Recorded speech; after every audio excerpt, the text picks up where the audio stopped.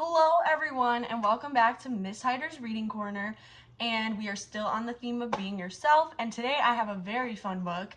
It is Giraffes Can't Dance. I really like this book, and a bunch of my K4 kids really like this book too, so I hope you like this book. Gerald was a tall giraffe whose neck was long and slim, but his knees were awfully crooked and his legs were rather thin. He was very good at standing still and munching shoots off trees, but when he tried to run around, he buckled at the knees. Now every year in Africa, they hold the jungle dance, where every single animal turns up to skip and prance. And this year, when the day arrived, poor Gerald felt so sad, because when it comes to dancing, he is very, very bad. The warthogs started waltzing and the rhinos rocked and rolled. The lions danced a tango that was elegant and bold. The chimps all did the cha-cha with a very Latin feel, and 8 baboons then teamed up for a splendid Scottish reel. Gerald swallowed bravely as he walked toward the floor, but the lions saw him coming and they soon began to roar. "Hey, look at clumsy Gerald," the animals all sneered. "Giraffes can't dance, you silly fool. Oh, Gerald, you're so weird." Gerald simply froze up. He was rooted on the spot. "They're right," he thought. "I'm useless. Oh, I feel like such a clot."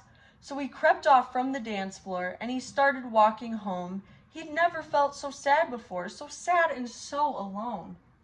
Then he found a little clearing and he looked up at the sky. "The moon can be so beautiful," he whispered with a sigh. "Excuse me," coughed a cricket who'd seen Gerald earlier on, "but sometimes when you're different, you just need a different song. Listen to the swaying grass and listen to the trees. To me, the sweetest music is those branches in the breeze. So imagine that the lovely moon is playing just for you. Everything makes music if you really want it to." With that, the cricket smiled and picked up his violin. Then Gerald felt his body do the most amazing thing. His hooves had started shuffling, making circles on the ground. His neck was gently swaying and his tail was swishing around. He threw his arms out sideways and he swung them everywhere.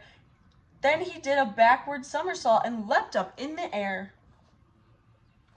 Gerald felt so wonderful. His mouth was open wide. "I am dancing, yes, I'm dancing, I am dancing," Gerald cried. Then one by one, each animal who'd been there at the dance arrived while Gerald boogied on and watched him quite entranced. They shouted, "It's a miracle! We must be in a dream. Gerald's the best dancer that we've ever seen."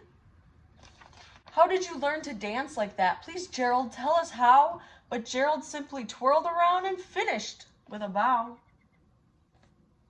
Then he raised his head and looked up at the moon and stars above. "We all can dance," he said, "when we find the music that we love."